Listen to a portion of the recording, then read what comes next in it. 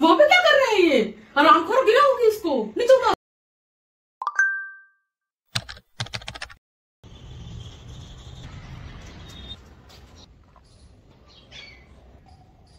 तो अभी बज रहे सुबह के 6 और मैं उठ चुकी हूँ और आज है संडे और आज मुझे अपना कमरा सेटअप करना है स्टडी वाला, ताकि मैं एक मंडे से लाइव क्लास भी स्टार्ट कर सकूँ। और एक सेपरेट रूम होता है ना स्टडी के लिए, तो अकॉर्डिंग टू मी स्टडी अच्छी होती है। तो लेट्स सी क्या करते हैं, क्या रहता है। तो आज संडे है तो मुझे 12:30 बजे व्लॉग डालना है, तो उसे सबसे पहले उठते ही मैं एडिट करती हूँ, जितना भी वो बचा हुआ होता है। अब संडे मॉर्निंग है तो थोड़ा बहुत आलस तो बनता ही है। फिर हम बैठे रहे और हमने ढेर सारी बातें की। तो गाइज आज मुझे अपना स्टडी सेटअप पूरा अच्छे से तैयार कर लेना है, ताकि मैं अच्छे से पढ़ पाऊँ कल से। आज से तो नहीं पढ़ाई हो पाएगी। तो मैंने अपना सारा सेटअप यहाँ जमा लिया था, ये बहुत ही सही है, यहाँ पे अच्छे से पढ़ाई हो जाती। लेकिन यहाँ पे वाईफाई नहीं है, तो इतनी सारी मेहनत का कोई फायदा नहीं हुआ। मैं सारी बुक्स यहाँ लेके आई और फिर वापस सारी बुक्स अंदर लेके गई, क्योंकि मुझे देना था मॉक। और जब मैं मॉक देने लगी तो मुझे पता चला, अरे वाह, यहाँ तो वाईफाई नहीं है। तो आप एसएससी की प्रिपरेशन करना चाहते हो और अभी आपको नहीं पता कि कहाँ से करें, क्या करें, तो आपके लिए जरूरी सोचना। तो एसएससी सीजीएल के लिए अग्रवाल एग्जाम कार्ड की ये बुक्स आप परचेज कर सकते हैं। अब इन बुक्स में ऐसा क्या खास है जो आपको परचेज करनी चाहिए? सबसे बड़ी बात, ये बाइलिंगुअल है। बाइलिंगुअल यानी हिंदी इंग्लिश दोनों में। क्योंकि जैसे कुछ चैप्टर्स होते हैं जो कि हिंदी में ज्यादा अच्छे से समझ में आते हैं, जैसे कि ब्लड रिलेशन हो गया, और कुछ चैप्टर ऐसे होते हैं जो इंग्लिश में ज्यादा अच्छे से समझ में आते हैं, जैसे कि सिटिंग अरेंजमेंट हो गया। तो इस तरीके से जब दोनों में सवाल होता है ना, तो एक बेटर अंडरस्टैंडिंग मिलती है। तो इसमें 1999 से लेकर 2023 तक के बहुत ही अच्छे अच्छे सवाल हैं। 185 प्लस पेपर्स से इसके अंदर बहुत ही अच्छे अच्छे सवाल चुने गए हैं और फिर एक बुक बनाई गई है।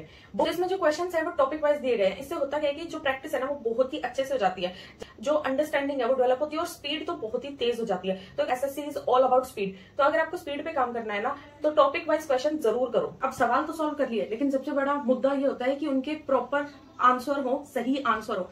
तो उसके लिए इनका डिटेल सॉल्यूशन दिया गया है, ताकि अगर आप किसी सवाल में अटक भी जाए तो उसको अच्छे से समझ सके, खुद से ही समझ सके। सीजीएल टीयर 2 के सवाल भी इसके अंदर बहुत सारे दिए गए हैं, ताकि अच्छे से एक माइंड में मैप बन सके कि भाई हाँ, सीजीएल टीयर 2 के हिसाब से क्या क्या सवाल आ सकते हैं। तो ये जो बुक्स हैं वो सब्जेक्ट वाइज हैं, मतलब maths, English, reasoning and GK की। तो अगर आपका कोई पर्टिकुलर सब्जेक्ट वीक है तो आप सिर्फ उस सब्जेक्ट की बुक भी मंगा सकते हो। लिंक डिस्क्रिप्शन बॉक्स में है और ये Amazon, फ्लिपकार्ट पे भी अवेलेबल है। लेकिन अगर आप इनकी साइट से परचेज करते हो तो आपको 35% का डिस्काउंट मिलेगा। तो अब चलते हैं अपने ब्लॉग पे। तो मैं अपनी सारी बुक्स बैठक में उठा लाई थी और मैंने यहाँ मॉक भी दे लिया, क्योंकि यहाँ वाईफाई सही था। लेकिन अब हर दिन तो मैं गेस्ट रूम में नहीं पढ़ सकती हूँ ना, क्योंकि गेस्ट आएंगे तो वो कहाँ बैठेंगे। ऊपर है हमारे। तो अभी जो मेरे को रूम अलॉट हुआ है उसके अंदर सारा सामान मैंने बिखेर लिया है एंड अब यहाँ जचाना शुरू करेंगे। तो अब लाते हैं इस रूम का सबसे इम्पोर्टेंट एलिमेंट। वो क्या है? स्टडी रूम का इम्पोर्टेंट एलिमेंट ऑब्वियसली एक स्टडी टेबल होगी। तो अब टेबल ले आए हैं यहाँ पे और ये रूम इस कदर बिखरा हुआ है, अब इसको जचाने में मुझे तो मौत आ रही है। तो मैंने इस रूम को जचाना शुरू किया और फिर मेरे कुछ नहीं समझ में आया और मैं यहाँ से चली गई। फिर मैंने मामा के साथ पैड जचाने में की हेल्प, और ये पैड इसलिए जचाई जा रही है जामुन के पेड़ के नीचे, ताकि हम इतने मस्त मस्त जामुन तोड़ सकें। और हमने तोड़ लिए इतने मस्त मस्त जामुन। जी देखो मेरी मस्त जामनी होगी। तो अभी बजने वाले हैं 12 और संडे को 12:30 बजे आता है व्लॉग। तो उसके लिए मुझे थंबनेल, टैग, टाइटल वगैरह डालना है, तो वो मैं अभी काम कर रही हूँ लैपटॉप से।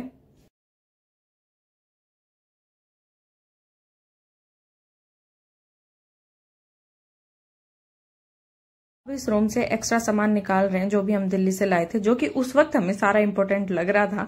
तो ये मेरे भाई बहन मेरी हेल्प करा रहे हैं, क्योंकि मुझसे अकेली से इतना सब नहीं होता। तो अभी सारा एक्स्ट्रा सामान दूसरे रूम में पहुंचा रहे हैं एंड उसके बाद सिर्फ और सिर्फ इसमें हो सकेगा उतना स्टडी का ही सामान रखेंगे।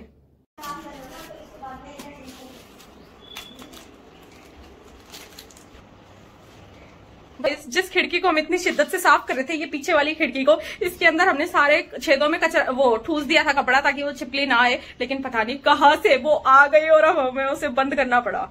अब हम इस खिड़की को नहीं खोलेंगे, कभी नहीं खोलेंगे, चाहे मामा कितना भी कह दे। मामा बोला ये खिड़की खोल लेना, वेंटिलेशन हो जाएगा। हमें कोई वेंटिलेशन नहीं चाहिए, बस ये खिड़की बंद रहे।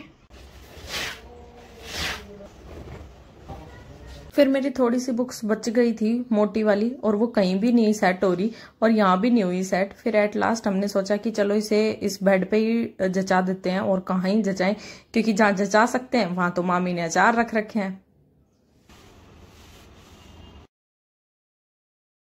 तो गाइस कमरा बहुत ही मस्त बन के तैयार हो चुका है और मैं कमरे के बाहर हूँ। अब मैं आपको दिखाना स्टार्ट करती हूँ। तो ये है इसकी एंट्री, एंड एंटर करते ही ये हमें गद्दे थे बहुत सारे, तो इनको यहाँ रखना जरूरी था, इसलिए यहाँ पे रख के ये इधर बुक्स रख दी। ये इसके ऊपर जंगला है और ये अचार यहाँ से हिल नहीं सकता था, तो हमें यहीं रखना पड़ा। और इससे पहले यहाँ पे ये भी है मेरा मेकअप का सामान। उसके बाद में ये वाला सेक्शन है, एंड फिर उसके बाद ये कमरा इतना ही है, छोटा सा ही है, ये खत्म हो गया कमरा। फिर उसके बाद में यहाँ पे एक खिड़की है जो कि इधर छिपकली रहती है, तो हमें इसे बंद रखना पड़ता है। इसमें भी यहाँ बुक्स रख दी। फिर ये मेरी बहन की बुक्स हैं, तो वो अपना देख लेगी कहाँ रखनी है और कैसे रखनी है, क्योंकि एंड उसके बाद में फिर ये दो दीवार खत्म हो चुकी हैं, अब तीसरी दीवार के अंदर ये खिड़की मान लो जंगला है, उसके अंदर हमने इतनी मस्त मस्त बुक्स जचा दी हैं। फिर उसके बाद में एक और खिड़की है, यहाँ पे मेरी स्टडी टेबल है, एंड ये वाली दीवार आपको लाइव स्टडी में दिखा करेगी। इसके जस्ट ऊपर एसी है और यहाँ पे मैं पढ़ा करूंगी। सबसे बड़ा इशू यहाँ पे ये है कि यहाँ पे इन्वर्टर नहीं है, तो अगर लाइट गई तो मेरा क्या होगा मुझे भी नहीं पता। तो बस अब लाइट का काम और करवाना है, मतलब इन्वर्टर से फिटिंग करवानी है भाई से, एंड फिर ये कमरा एकदम, इसमें कोई कमी नहीं रहेगी, एकदम मस्त हो जाएगा। अच्छा, ये अचार ना यहाँ रख दो, एक काम करो।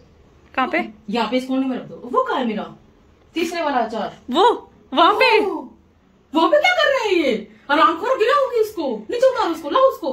अरे तुम बच्चा थोड़ी, मामी गिर जाएगा वहां से। लाओ उसको नीचे, मेरा अचार कहाँ टांग दिया आरामखोरों ने, लेके आओ।